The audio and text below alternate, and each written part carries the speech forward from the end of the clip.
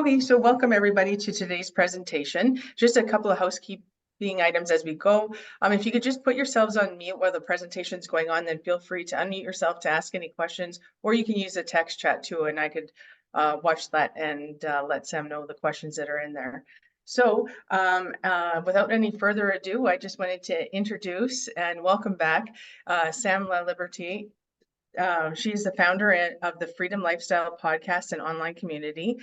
Since 2017, she's been in podcasting and has helped thousands of entrepreneurs launch and grow their podcasts. So we welcome you today. Thank you. Thank you so much for having me. I'm excited to be back and talking about one of my favorite topics. Should I get started then? Yeah, for sure. Yeah, if you're ready, that's great. I'm ready. Thank you. Okay. Okay, so it looks like we have some people here who want to start podcasts, maybe curious about podcasts.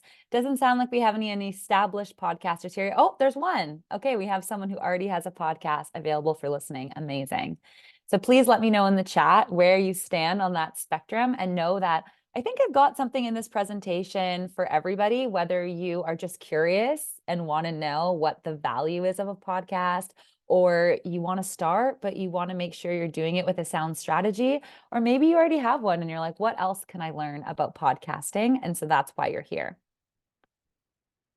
Today, we're going to talk about embracing the power of podcasting, specifically for your business. I'm coming into this session assuming that most people on this call are entrepreneurs or aspiring entrepreneurs and are curious about how you can use audio as a powerful tool to grow awareness of your business, grow awareness about who you are, and really position yourself and your business as that authority or that expert or that go-to person in your industry. And podcasting is such a great way to do that. And you're going to find out why in this presentation. So my goals for today, I've got three. One is I really want to show you that you can truly build a podcast on a lean budget with really efficient systems. I think the technology is what overwhelms people the most and prevents people from getting started. So that has come a long way since I started in 2017. And I'm so excited to show you tools I'm using now. And also that you can do it on a pretty lean budget. I have clients that I work with who have a $0 budget, and I have clients that have a $10,000 a month budget, right? Bigger companies. So there is a spectrum in terms of how much you're investing in your podcast financially, and we can talk about that. I also want to show you the role that your podcast can play in moving your ideal customer through your sales funnel, right? I think that in my last webinar, if you were on it, we talked about that decision-making funnel or that sales funnel, bringing your ideal customer from awareness that your business exists to actually buying from you and then telling all their friends about it. Your podcast can help at basically every stage in that funnel, which is pretty cool. And then finally, you might get through this and you're like, Sam, this still isn't for me. I don't see myself being behind the mic, creating content and having my own show and putting myself out there in that way. But I really see this as a powerful tool. How about I appear on other people's podcasts as a guest? Amazing. I've got a website for you for that. That's so simple. And I'll teach you how to do that as well. So that's my plan. Stick around to the end. I'm going to give away one person free access to my course, Launch a Podcast on a Budget. There's going to be a little trivia at the end. So stay tuned, and you have to be live to win it, so that I'll do it at the end. Okay, why should you trust me? Thank you so much for that intro. I think it's important if you're going to spend an hour with somebody. We all could be doing so many things today. We're busy entrepreneurs trying to work on our revenue streams. You chose to be here. I don't take that lightly. You want to make sure you're learning from somebody who has done what you want to do. And I'm really proud that not only do I teach podcasting, I'm also a podcaster. And so I have been in this space since 2017. I launched my show, Freedom Lifestyle, back then. I've since produced about 100 episodes for my own podcast. I've been able to create brand new revenue streams from my podcast. I have attracted really high-level brand sponsors like WeWork and Bumble and Fiverr, and I've even had some celebrity guests on my show. So I'm an active podcaster myself, and I really understand what it takes to create the content. But then I've also built a business around this. And so I'm a Fiverr Pro podcast seller. If you've ever been on Fiverr.com to hire someone, world's largest freelance marketplace, you can search my name, find me. I'm vetted by them. They chose me to be their podcast consultant. Got a perfect 5-star rating there, lots of reviews. I've been creating courses on this topic as a way to teach people. And I also have my own agency so that I can work with those bigger companies now who have large budgets and want a team to produce their podcast. So I'm really invested in the space and I'm super passionate about it. And why I'm so passionate about that, about podcasting, is if you really look at where podcasting is today, we've gone mainstream, right? We've crossed the chasm, as they say in business, where more people listen to podcasts now than don't. We have crossed the majority, okay? When I started in 2017, we were still educating people on what a podcast was, right? Which, it's an audio format of content. You're typically consuming it on your smartphone as a mobile device, as an app on your phone. People didn't know what that was at the beginning. There was so much education. A lot of us were just trying to get someone to listen to their first podcast. Now you're trying to get into someone's roster of the podcast they're already listening to, which is really exciting. It's a totally different marketing challenge now. When I first started, I remember I would go home and visit my family and they'd be like, yeah, we're so proud of you. Been meaning to watch your videos. Your podcast's so great. And I'm like, you don't even know what a podcast is, but thank you so much for the support. Things have changed. And I think that's really exciting. So this is increasing. It's at about 10% per year of more and more people are actually listening to podcasts on a regular basis. So that's really powerful. But this is the pushback I most often get. There are so many podcasts, Sam. Like, is it too late? You've been in this space since 2017. Like, it's so saturated. You're right. It's definitely more saturated. There's a lot more podcasts than there were when I started in 2017. But if you actually look at active podcasts, so people who have put out an episode in the last 3 months, it's only 18% of that number. So why is that? Well, the barriers to enter into podcasting are pretty low. So you can do it on your phone, you can do it without spending any money, and you can be in people's ears realistically tomorrow. So it's never been easier to launch a podcast. Well, it's never been easier to launch a podcast. And so a lot of people started a show experimenting, seeing what it would be like, putting content out there without really a strategy, without really thinking through how they were going to get listeners, without really thinking like, what is the purpose for my show and how does this relate to any goals in my life? And so they've pod faded is what we call it. They've stopped producing episodes. So when you really look at active, the number's a lot smaller. Just saw the comment. Yes, absolutely. We're recording this and we'll be sending that out. Feel free to put some questions in the chat as you go. I'll try to monitor it and I'll also take some questions at the end. So where was I going with this? There is lots of room for someone new to come into the space who thinks through their strategy and who stays consistent, right?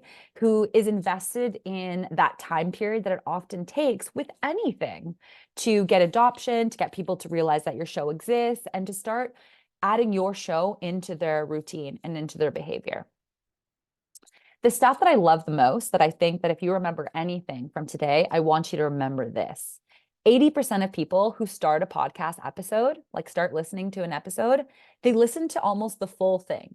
If you think about most podcast episodes are 30 to 40 minutes, how much of someone's attention do you have? That is wild. Anybody who's in social media or copywriting or email marketing knows just how hard it is to get someone to stop scrolling, to get someone to actually read their caption, to get someone to watch their full YouTube video, to get them to read their actual email. Think about it. You have so much time with somebody to do what we need to do in our businesses, which is getting somebody to know, like, and trust our business in order to buy from us. Because you get so much time with somebody, you're allowed to go a lot deeper, right? I can show way more of my personality in my podcast than I can when I'm sending an email where every single word better keep their attention or they're going to bounce. Or every single part of my video better be like engaging and exciting and captions and all the thing, or else they're going to leave. With a podcast, people are pretty loyal. They finish what they start for the most part, or at least most of it. So you can go a lot deeper. You can show a lot more of your personality, which is going to get people to really know who you are and like you. They're also a pretty intimate experience. So you're literally like in someone's ears while they're typically doing something else. And that thing that they're typically doing while listening to podcasting, they're a multitasking medium. We're listening to podcasts while doing something, is something that's typically active. So people are listening to podcasts while doing the dishes or cleaning their house or driving or going for a walk or working out. And that complementing with something active actually helps us retain what we're hearing. And so it's even more effective at getting people to remember what they heard in podcasts, which is pretty cool. Lastly, the thing I'm really excited about when it comes to podcasts is you own the channel. Algorithms on social media are so painstaking to keep up with and to adhere to. It started with Facebook, right? We all tried to get Facebook pages and get likes on our Facebook page, and that was amazing. And then all of a sudden, Facebook started monetizing, and now you have to pay to play. You have to boost your Facebook post for anyone to see them. We're now seeing that on Instagram, right? Instagram started, it was that chronological feed, amazing. I would go on it and I would see everything that was posted by everyone I follow in the last 24 hours. That's not what happens anymore, right? They are intentionally showing your content to some of your followers and manipulating all of that and making you adhere to like all of these rules of engagement, and you got to post at a certain time and people got to comment on it. And it's getting harder and harder for people who want to consume your content to be notified. Those do not exist in podcasting. If somebody follows your show or subscribes to your show, they hit that button, they hit that follow, they will be notified that you have a new episode. When they go to listen to a podcast episode, you will be, no matter what, featured in chronological order of new episodes that have come out. Right now, it is April 2024, but this is how it's been in podcasting since it started. So you really own that channel, and the algorithm isn't something that prevents you from doing what you want to do. Get your great content out in front of people who want to hear it. When it comes to your business and how you should be thinking about, well, what is the return on my investment if I launch a podcast for my business? There's typically two buckets. You can use your podcast to build a brand new audience, right? So acquiring people who don't know you exist, having that organic content out there that people are discovering for the first time, that people are sharing with their friends who don't know who you are. So you're building this new audience. Or, and not really or, it's and you can nurture your existing audience. And so if you already have a business and you already have a community that you have been trying to introduce more about who you are or what your business stands for or the problem you solve or what's exciting about what you're doing, and you've only been doing it in short form content, so social media, for example, this could be the first time that you really let your audience know you and go deeper with you, because this is longer form content. And so you can also bring your existing community who maybe hasn't purchased from you yet, but follows you, or has purchased from you, but now we want to strengthen that connection. You can give them a more personal and long form content form to get to know you. So those are the two ways to think about it when you're thinking about ROI. But gone are kind of the days of, I can just put a podcast on the internet and overnight I'm going to get thousands of downloads. Back when I started, it was a little bit more like that. There wasn't that many podcasts out there. It is true that things are slightly more saturated, which just means we have to work a little bit more for somebody's attention. I'm going to play a short clip from a keynote talk I did last fall on this. Sign up for my email newsletter. Listen to my podcast. Follow me on social media. Right now, we all have too much content. Right now, what you're fighting for more than anything in organic marketing is somebody's attention. If you're not willing to pay to get someone's attention, you got to work for it. So hopefully you heard that. I was practicing the sound in the back room, but maybe let me know in the chat that you heard that video and it wasn't just me kind of talking without sound. No, it was good, Sam. We could hear it good. Okay, cool. So that is how you want to think about it when it actually comes to marketing your show, right? You, like anything in business, whether it's a website or social media content, we can't just put it on the internet and the people will come. We got to have a little bit of marketing strategy. And so some of the stuff you probably already know when it comes to your business. you're going to apply a lot of those same things when it comes to podcasting. So here's how I think about making a great podcast. It's typically that winning combination of education meets entertainment, right? Edutainment. You want to really create value, but you also want to do it in a way that's engaging and people are enjoying listening to it. And things like tonality of your voice are a bit more important when there's no visual, or explaining people, hey, today we're going to talk about XYZ and now we're on to this because you have no slides like I have today. So you really want to educate people, but do it in an engaging way. If you have a podcast that is purely about entertainment, I think that works as well. You just want to think about that winning combo when it comes to actually what is the needle that it's moving for in your business, which is typically that education piece, whether it's about the problem you solve or the solution you have or that transformation you can offer people. You want to be able to do that in a way that also entertains them. So this can't just be like a sales pitch for our business, obviously, right? I think we all know that by now. You want to really think about what is content that is enjoyable to listen to, that someone actually gets some value from, that positions my business as some type of solution or me as some type of expert. So you want to think that way. And you really want to think transactionally. You are giving value in exchange for somebody's attention. And so you need to now like position that, hey, of all the things that you had to do today, why should this be the thing that you stop and do? Similar to this webinar, right? When I was asked for a description of this webinar, it's like, okay, how do I make sure I describe to people that like, I'm really going to give good value here? I like, if they show up, I'm really going to give them my all. I'm going to make sure that they leave with something practical, that like I'm genuinely trying to serve and help people. You could have been doing anything today, but you chose to be here. And so with anything, you want to really think about that. People are so busy. So how do I position this as something that's worth their time? And then finally, respect their time.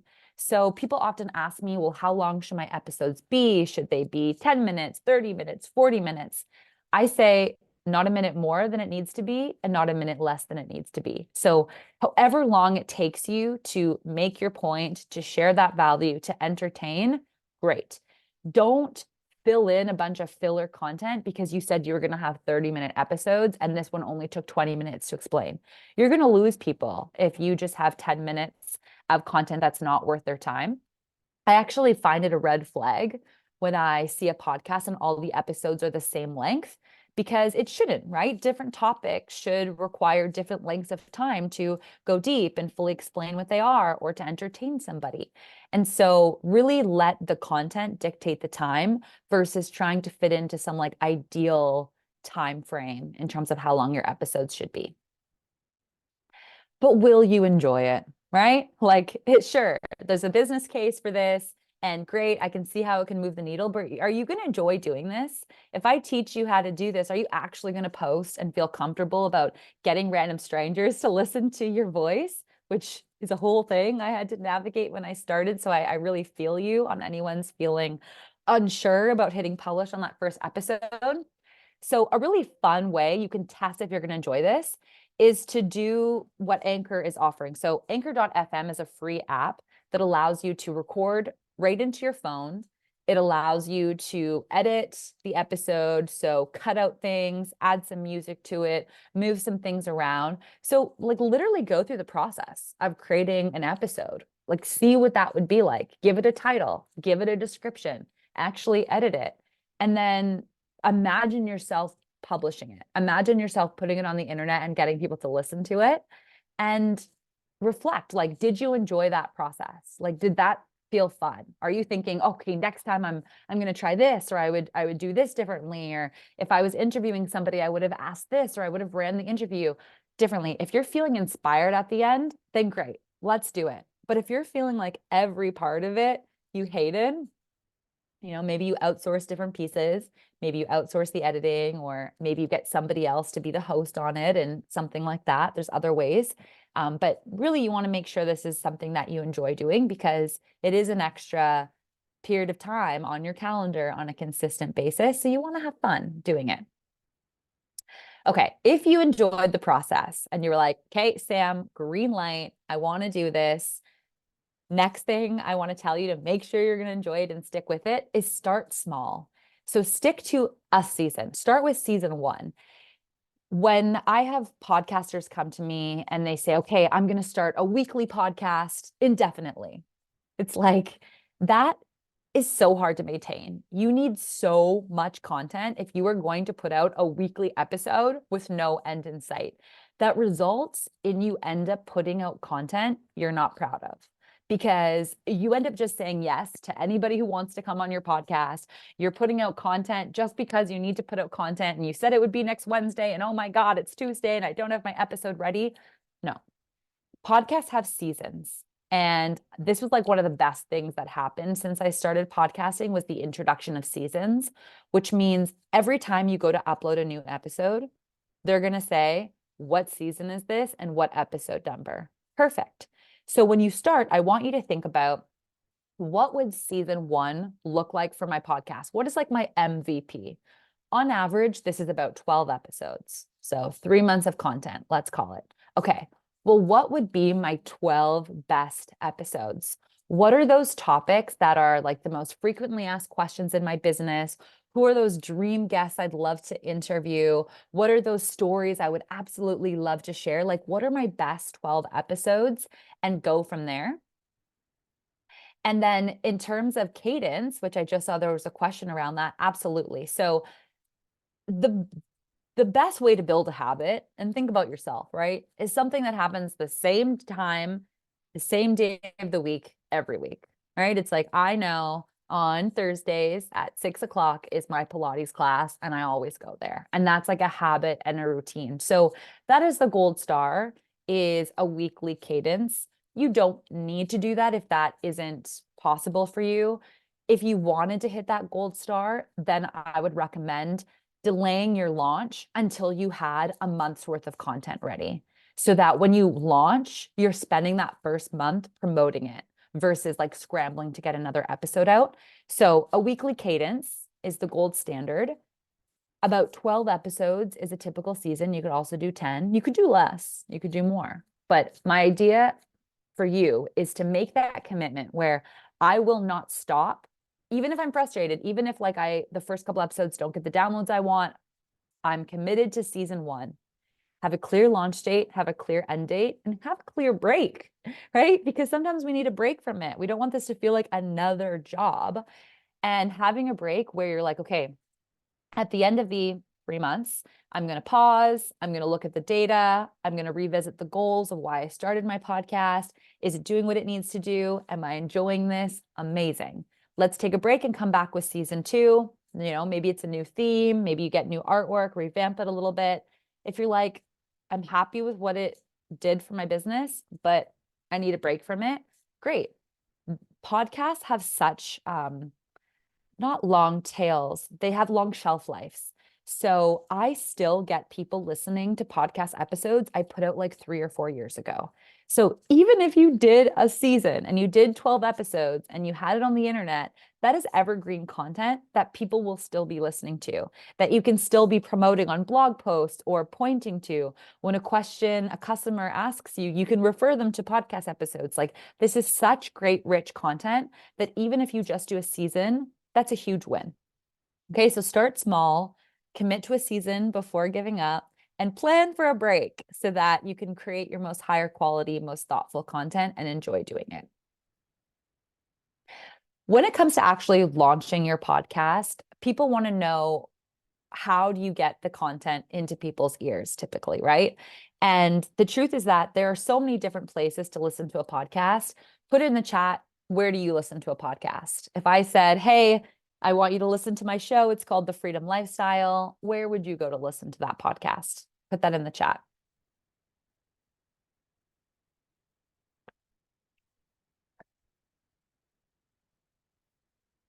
Okay, Apple, Spotify, anybody else?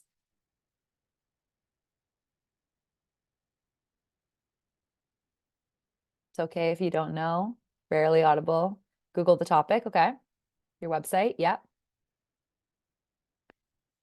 Okay, so even if you're Googling or going on the website, you would typically listen to the podcast on an app. So Apple and Spotify have primary market share. So between Apple Podcasts, which was downloaded on, billions of devices. Every Apple iPhone has the podcast app already installed in it. That's why they were like the first movers and had so much market share. They're still leading Spotify a little bit. So most people still listen on Apple Podcasts, followed by Spotify. Between the two of them, that's 70% of the market. 70% of people listen to podcasts on those two players. There's 30% though, that we don't want to forget about those people. These people are listening on things like Alexa, Podbean, Overcast, Amazon Music, YouTube podcasts.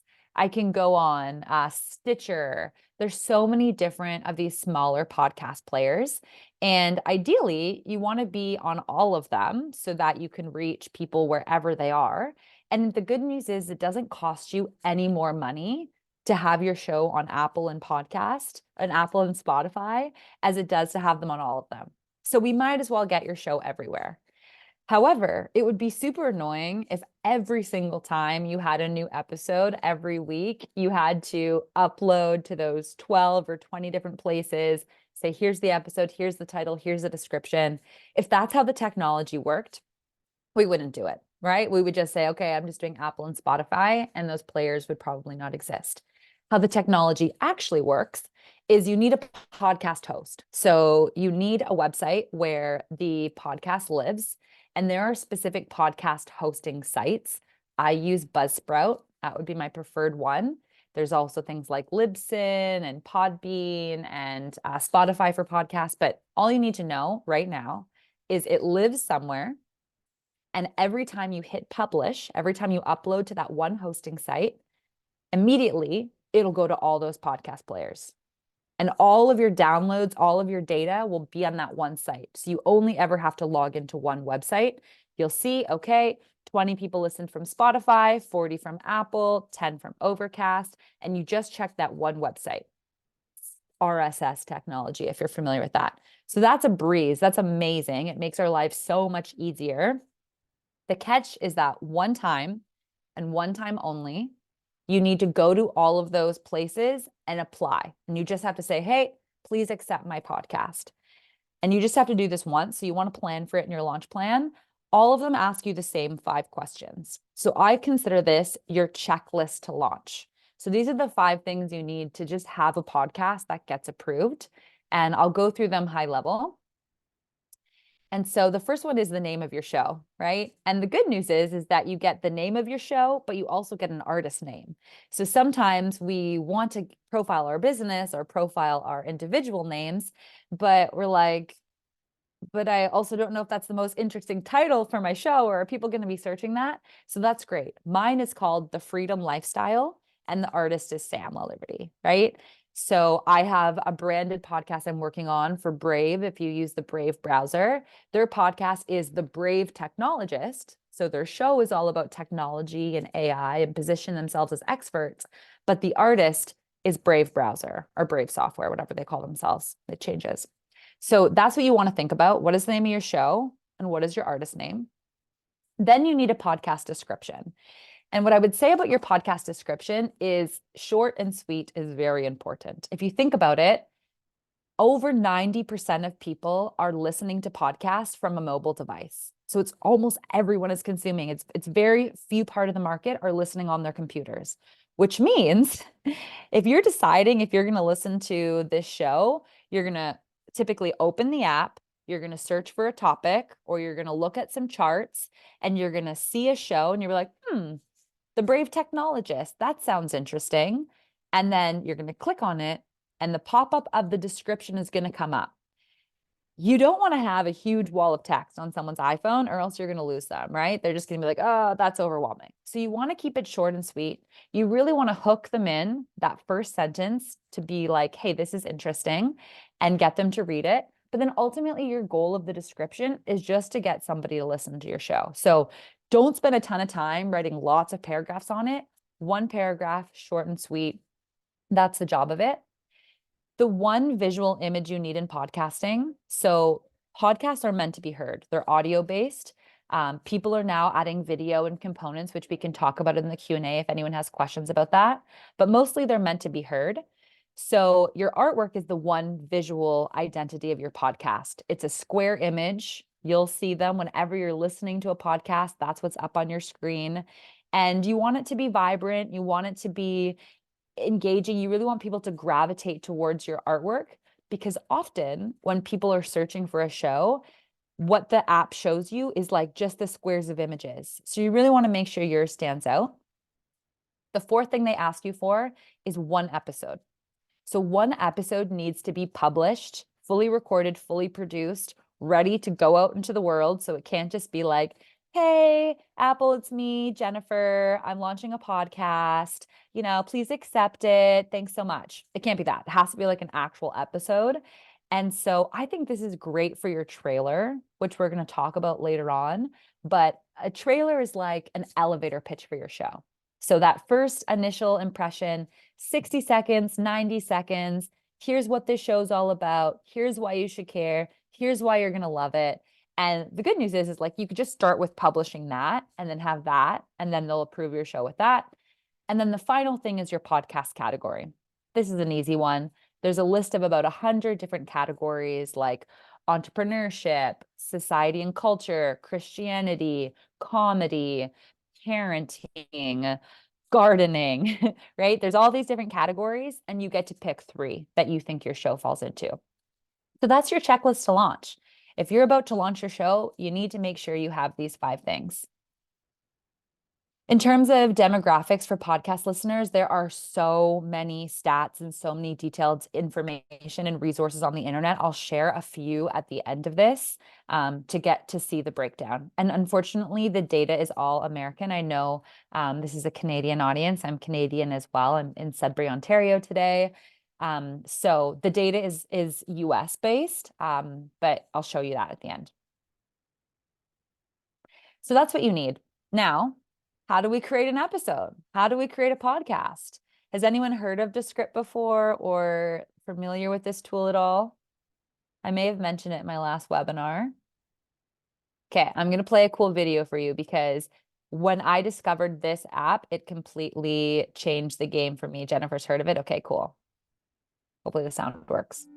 Like it or not, there's going to come a day when you think, oh my God, I should do a podcast. We could do a podcast. A what now? Podcast. Dad, I want you to be a guest on my beauty podcast. great. And when that day comes, you'll probably also think, how do we make a podcast?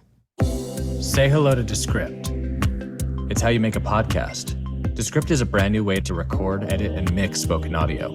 That's cool. In fact, it's a brand new way to even think about spoken audio. Not like that. How does it all work? Just connect your mic to your computer and hit this button. So what's your favorite flavor? Mine's soup. Do I speak into this? Yep.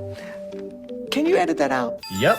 Editing audio has always been complicated. In fact, even today it's... Welcome back to part 3 of our 48 parts. But Descript is simple. It takes your audio and turns it into text. Which means when this happens... Today on the pod, he's gonna turn himself into a total glamazon. Think you're ready? Yes, Queen. Ew, Dad, just say yes. Yes, so ready. Editing your podcast is as easy as... Think you're ready? Yes, so ready. Whoa, I like it. Keep joy. I'll be over here making real podcasts. Descript, a toy, not so fast. Non-destructive editing, multi-track editing, finely tuned edits, crossfades, volume automation, loudness normalization, track groupings, timeline export to Pro Tools and Audition, the whole potato. Oh. So I'll just quickly interfere. So those features that they just showed you, those are just showing like, if you want advanced features and get really granular and get really specific, you can do that. But for a lot of people, what it just showed you so far is what we're going to be able to do. Just record and edit just like your favorite Google Doc. It'll even edit video podcasts if that's your thing. Plus, it's got live collaboration. This could use some work. What if we tighten this up just a titch? Wow. It's like you're right here with me. That's not all Descript can do. It also has something called overdub. Over what now? Overdub. Overdub. This is really cool. Overdub. Overdub. Overdub? Geez, yes, overdub. It's a way of adding new words to your recording. Like this. Trudy toots tomorrow. Peter Trudy Piper toots pipe tomorrow. out Trudy your toots. Yesterday over Szechuan chicken, I spoke to Detective Greg Campbell. With Overdub, you can use your own voice to synthesize new audio. Just do this. Yesterday over biscuits, I spoke to Detective Greg Campbell. I don't know, man. It seems like people could use that for some pretty Bad stuff, yeah. Which is why you can only use it with your own voice and no one else's. So you can't... My butt looks like a pizza. That's Descript. A whole new way to record, transcribe, edit, mix, and master your podcast. Okay, so I like to just show the infomercial because I think they've done a great job with their branding. And I think it also really shows the different features that I think are going to be so helpful for somebody who just has a great story to tell or has great content that they want to put out there, but doesn't want to learn how to be an expert in all of this editing stuff. If you've ever edited anything in GarageBand, where you're having to like literally move the sound bars like up and down and the volume, and then to erase something, you have to go like splice this section, delete the middle, merge things. That is how I started. It would take me 6 hours minimum to record my like 40-minute episodes, let's say an interview. Now I can do this within an hour because I'm basically just reviewing the transcript. They have a lot of features they didn't even show you. So I think this is the coolest tool ever. And you can also use it to record and edit videos. It's AI tapping or appropriating podcasts the way they're taking YouTube internet data. Let me know what you mean by that, and I'll see if I can answer that in a second. Okay, so I talked a little bit about how I'm going to go through this presentation, and even though I hopefully have showed you that it's pretty easy in terms of recording and editing, and even though I hopefully made a bit of a business case as much as I can in a under 60-minute webinar, you still might be like, I just can't see myself having my own podcast. I can't see myself actually doing this, but I see the value in podcasting. Like, you've made a good point. It's a really intimate experience. You get a lot of somebody's attention. I know more and more people are listening to podcasts. It's so mainstream. I just don't want to have my own show. Well, everybody can co-create content, right? So everybody can be a guest on a podcast is my theory. And all of these down below, that's podcast artwork, right? So that's that square image I was talking about. But what's cool is these are all podcasts I've been featured in literally the last like 6 months. And I do this using one tool and one tool only. And so there's a website called matchmaker.fm. This is another cool tool I wanted to show you about today, where the problem that exists right now is, so I have a podcast. People can find my email address. I literally get at least 1, maybe 2 now, people cold email me a week saying why they should be a guest on my podcast. But the truth is I'm not really looking for more guests on my podcast. I have my own strategy. I'm doing a lot more solo episodes now. So I'm barely even reading their emails. I have a folder in my Gmail and it just says, podcast guest inquiries. And one day maybe I'll look at them. And so that's pretty disheartening for these people who've probably found me and like put their heart and soul into the message about like, here's my life story. Like, will you let me tell it on your show? And I'm barely even acknowledging it, right? But there's nothing personal. I'm just literally not looking for guests. So matchmaker.fm is really solving for that. It's a marketplace where people who have podcasts can connect with people who want to be on podcasts for free. So this is kind of what the UI looks like. You can search for certain categories, the types of show. You can look for your category that you're looking in. And for free, you can pitch 10 people a month. So every month I just go in here, I find 10 different shows that look like they would be a good fit for what I like to talk about. And I pitch myself as a guest. And from that, I'm typically booking, I would say on average 2, maybe 3 a month from those 10. And that is more than enough for me. Like being interviewed on 2 to 3 shows a month, that's good. If you want more than that, then you just pay for their premium. So I think it starts at 10 or 15 bucks a month. Then you can start messaging more people. And they even have full service tools. So I love matchmaker.fm. I'm using it every day for myself, or every month for myself and for my clients. It's amazing. It's a great solution for anyone who wants to be a guest on the show. Okay, so the AI question, so the chat GPTs and pilots compiling online data or content. I'm not sure if you mean in a harmful way, like in terms of people actually using AI to create podcast episodes, to create summaries, to create short form content. Absolutely. There's so many tools that I use and I really believe in that make it easier to do your work. I think you always want to, with anything, make sure you're still doing a pass on it and making sure it shows your own personality and your own voice whenever you're using AI tools to do that. I guess my question was, Yeah. the the the the information that the chat GPTs and pilots use, so that we can use them to ask questions, program things. I heard they're appropriate. They're taking all the content. They're running out of content to gather, so they're gathering YouTube stuff. So my question is, are they also able to take this from podcasts, take the information from podcasts and without permission or, Yeah, I will be honest, I don't know the specific answer to podcasting nuances, but my guess would be absolutely. Like even just by having your podcast on podcast players, there's a lot of sites that are automatically putting your show on various other websites that could be automatically transcribing it. And so, yeah, that is a risk. I think anything you put on the internet these days comes with a lot of openness to, are you okay with this getting in other people's hands and this being used in a different way? And I think that's an individual journey. From my perspective, the types of content that I'm creating, I'm not too worried about AI having access to it and using it to better their algorithm, so that when someone asks a question about, what are the best countries to live in for nomads in their 30s, and episodes that I've created about that are being used as data, I'm personally okay with that. But it is something you want to be asking yourself whenever you're putting content on the internet. And I think it's going to be something that we have to be asking ourselves more and more. So I wish I could be more specific about it. My guess from everything I've seen would be yes, that they're using that.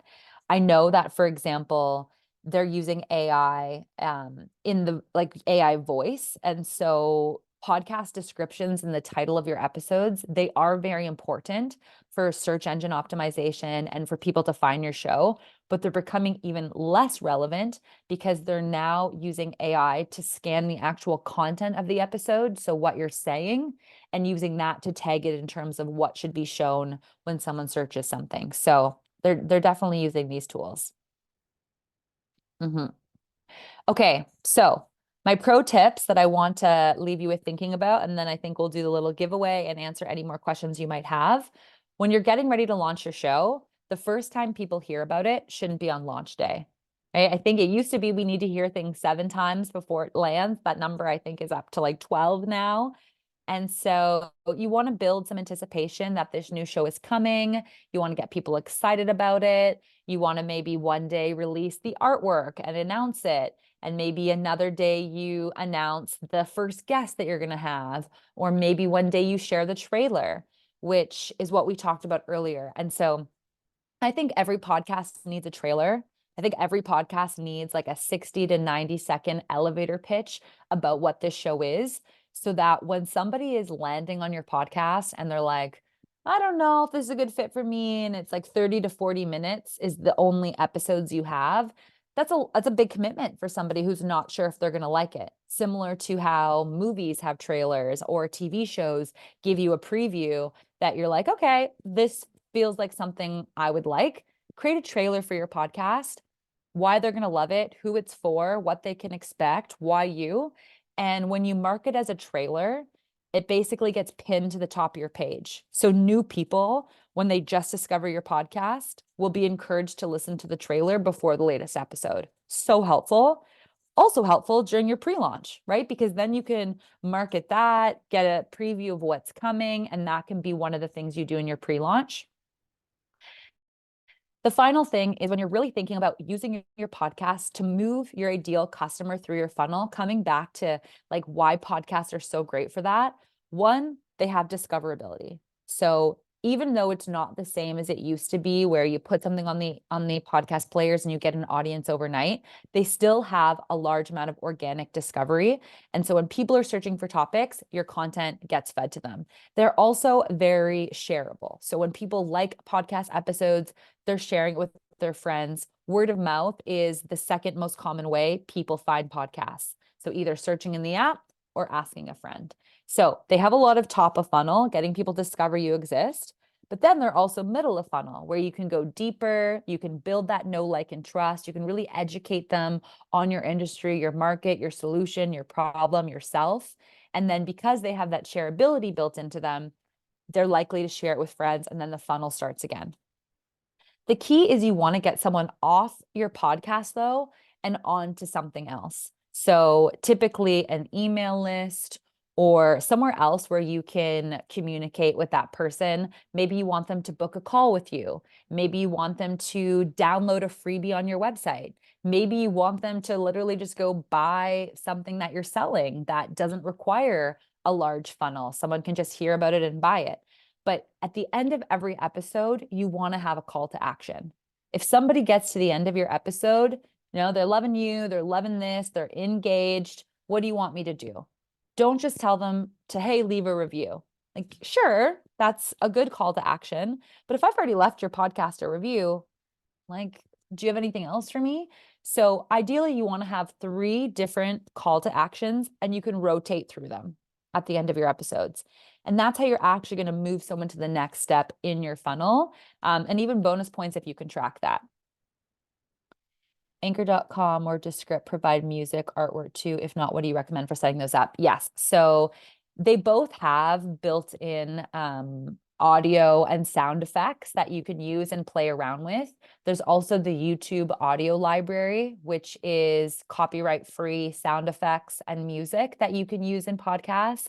And then, of course, you can get custom music made. I have custom music made for every season of my podcast. I hire this guy on Fiverr. It's less than $100, and it's custom music based on what my show's about. So those are typically the options there. Great question. Remember why you started your podcast. I think the biggest trap people get into is getting obsessed with the vanity metrics, right? Like anything, it's so sad. We put something out there and it's like, okay, if you get 100 downloads on your podcast and you really think about having an event and 100 people coming and listening to you, you'd be so proud of that, right? Like you'd be so excited if 100 people were giving you their full attention. But sometimes when it comes to the online digital world, we really use that human sense and we start to obsess over these small detailed numbers, and we get frustrated when we don't have the vanity metrics that support the effort that we think we're putting into it. And so you want to remember why you wanted to launch your podcast in the first place.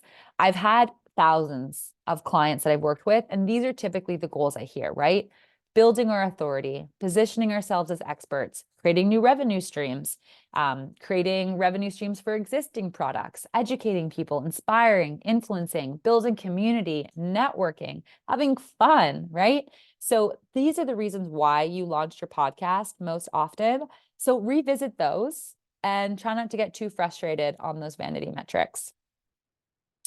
How much is it to post on Spotify? So to have your show on Spotify, you can literally have it there for free. There are free podcast hosting sites like Spotify for podcasters, like I think Podbean is another free one. I'm personally paying for mine on Buzzsprout.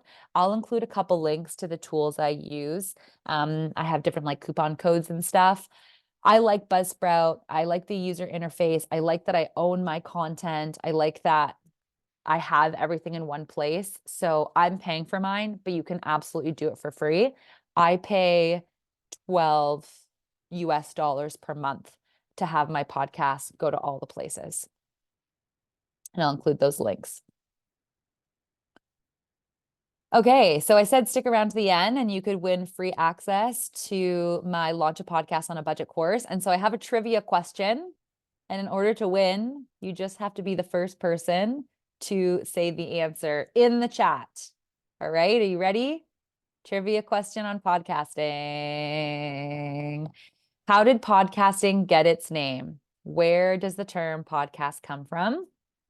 My hint is oh, she got it right away, Nectaria. Okay. The Apple iPad. Yeah. So it was officially coined in February 2004. It came about from the combination of the Apple iPad and the term iPod, sorry, and term broadcasting. Back then it was just the MP3 player. So Nectaria, I will send you access to my free course. Maybe put your email in the chat, or if you're not comfortable with that, you can just email me. I'll give you my email and everyone can have my email. Okay, so that's what I have planned. If you have any other questions, we still have a few minutes left for me to go through that. I will say I do have an offer for everybody. I am giving anybody on this webinar, whether you are here live or you watch the recording, you can have 20% off any of my podcasting courses. So I created a unique discount code. That's the URL. I have podcasts about launching. Courses. I've got a course about launching. I've got courses about growing your podcast. So if you already have a show and you want to get more downloads or monetize it, I have a course for that. And I also have a course for editing your show and how to actually do all the tech. Or you can book a one-on-one call with me right on the website. So I'll leave that up there. Okay, I'm going to grab your email and then any other questions. I see a hand is up. Yep. I think it's Layla. Yeah. Hi, Sam. Thank Hi. you. Just wanted to ask, you just mentioned monetizing. So these podcasts obviously take a good portion of time in your week. So how do you make money out of this? If I can ask, this is the entrepreneur in me trying to understand what's the revenue generating model for podcasting, or is it just, a marketing tool for other things that you are selling or, for your customers? No, those are great questions. It's questions I get asked often. I have two little video trainings that are free that I'm going to share with you that you can keep. One is about the 5 different ways you can monetize a podcast, and one is how to actually pitch sponsors. I'm still going to give you the answer, but I just wanted to give you a resource that I'll put in the chat now. Let's see if it links. Okay, I'll do that in a second. Okay, so there's 5 different ways to monetize a podcast. People most often think about ads, right? That's what you hear. Okay, I'm listening to a podcast, 5 minutes or so in, an advertisement comes on. That is definitely one way to monetize a podcast. I would say, in my experience, being a solopreneur and working with thousands of podcasters, it's not so much money that you're gonna like quit your job or a super meaningful revenue stream. The reason why is they use standard advertising metrics, right? So a CPM is typically what someone would pay for 1,000 impressions of something. So the CPM in podcasting is $30, which means for every 1,000 downloads, you get $30. You need a lot of downloads for that number to really feel meaningful. So I think about getting sponsors on my podcast in a couple of ways. One, I sell them on a multi-touch medium. Okay. So rather than just getting an ad in my podcast, I'll also say, okay, I'll feature you in an email. I'll post about you on social media, whatever you have access to. And then the number becomes a lot bigger. So that is one way to, if you want to go for advertisers, increase it. Another way to think about it, though, is to realize that if you have a business or you aspire to have a business, your podcast becomes such a great marketing channel for that. So I should have a better math example, but let's say I have 1,000 listeners. So I could either make $30 from this advertiser, or maybe my podcasting course, the one I'm giving away today, is $100. Well, if I just got one person to buy it from that episode, I've just made $100, right? And so typically it's much more profitable and the numbers become much more significant when you're using it to promote your own products and services. Other ways that you can monetize, of course, is through affiliate links. So actually recommending different products and services. I do that. You link them in the show notes. Some of the tools that I use, I am an affiliate for. So for example, if you go use Descript and you heard about it from me, it'd be awesome if you used my link. And so things like that, right? That's another way that you can do it. And then, of course, you can create new products for your podcast. So if you end up having a super cool brand that people like want to associate themselves with, like the freedom lifestyle or, shepreneur, or these things that are very like, I want to associate my identity with that, then you can do things like merch, right? Where you're actually like selling different products and merchandise where people want to associate themselves with it. You can have premium content where people have to pay to get access to it. So I'm going to include those videos so you have access to them. And then again, I'm leaving a link where you can book a call with me and things like Thank that you. if you ever wanted to chat. Thanks. I do it also for my, I work for Bearer, right? So I'm asking for my entrepreneurs. Many of them, are looking for a different marketing channel. And obviously, this is one way for some businesses to increase, their visibility. So thank you. For sure. So I'm including both of those links in there. Any other questions? Oh, sorry, my dog. It's just somebody just came in. Hi, I'm Nectaria. I have a couple of questions, and if it's too much, then hey, stop it. Then I understand. So I'll ask the three, and you can pick which one or all of them. But one is podcast versus blog. I haven't started. I was like, do I start a blog? Do I whatever? I'm not looking forward to the writing, but it sounds like you need show notes anyway. And so maybe there's just as much writing in podcasting. So I'm curious if there's stats on podcast versus blog. The second question is, I noticed like a lot on YouTube videos and things like that now that there are chapters, so people can like go to the part that more interests them. Is that something that's happening in podcasting? Is it worth it? Like you mentioned that sometimes you can refer people to your podcast. Please stop it. You can refer people to your podcast if they have questions. So I just didn't know if that's happening or because most people just listen to the whole podcast. It's not worth it. And then the last thing is that I am a product-based business, and I feel like most podcasts are very service-based businesses that they're kind of promoting. So I'm like my business in a nutshell is that I design and print bath bomb molds so most of my customers are solopreneurs making bath bombs that they're selling. And so my thought for a podcast would be much more business oriented, not necessarily bath bomb molds, blah, blah, blah. But I'm just curious if there's recommendations on whether or not it's kind of worth it to do a podcast if you're a product-based business.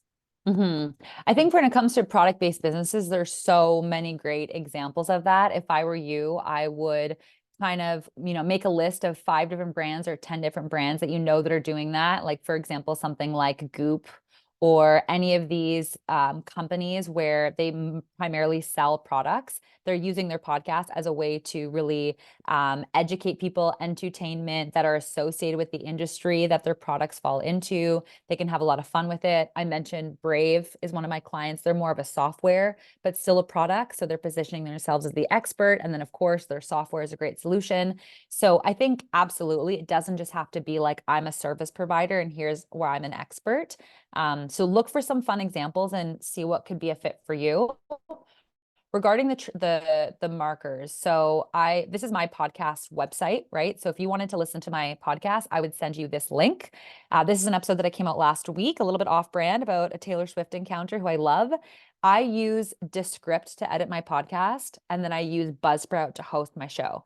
When I use Descript, it automatically creates a transcript and chapter markers. So I didn't even have to do this or do this. Someone can land on this and can just go to that section of the episode, which is really helpful for people. You can then use it on YouTube, which you're seeing more and more of. So yeah, it's definitely a thing.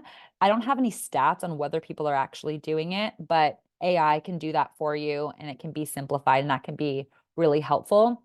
In terms of the transcript, I say it's not blog or podcast. I say both. Like, why not do one? So whatever is more natural for you to start with, whether it's writing or talking. For me, it's talking. I could talk for days. Writing takes me a bit longer. Create the long form content and then just repurpose on the other. So if talking comes more naturally, create the long form podcast and then turn them into blogs. If writing comes more naturally, create your long form blog and then repurpose it as a podcast. I think you should do both. People are typically one or the other. Like, we know there's different learning styles. Some people want to listen to things, some people want to read things, some people want to watch things. And so it's going to be a different audience, I think, who's going to consume it written and who's going to consume it auditory. Can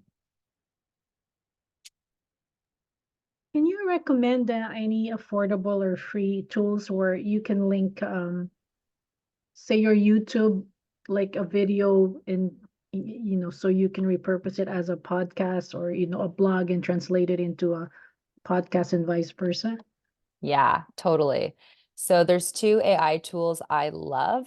I'll include the links to both of them. One is video. I would say if you haven't already watched the last webinar I did for, it's Paro, right? That's how I say it. Paro, for Paro. Yeah, We yeah. actually got into this where we talked about how you can take podcasts and use AI to create videos from them and vice versa. So go back and watch them. I think they're all on your YouTube channel. Where would they find that? I could get them out to you. Send me an email, whoever would like that, a copy. Just remind me, Sam, when was it?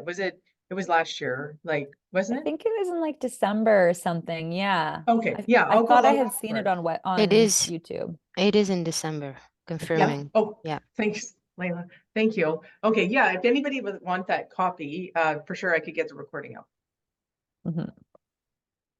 Okay, and then the other great AI tool where you can actually create blog posts is this one. Blogs, pods into blogs. Cool.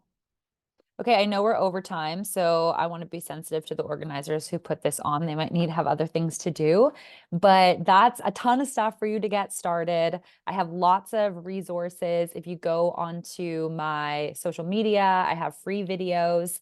If you are ready to invest in like a course or something, my courses are pretty affordable. Most of them are under $50, so you can learn that way, or you could book a call with me. But this has been great. Thank you so much for being so engaged. Thank you so much. We really appreciate you coming back and presenting for us. You're a wealth of information, and I've learned a lot today. So thank you very much. And we look forward to having you back again sometime this year sometime. We'll Perfect. talk and book something. Perfect. And I'd love that. Awesome. And for everybody that joined us today, thank you for your time today. And we look forward to having you join again. And if there's anything that you're interested in or want to learn more about or know a speaker or a speaker yourself, you could always send me an email to makingadifference@paro.ca and I'd be happy to chat with you. So thanks, everybody. Bye. Bye. Thank you. Bye.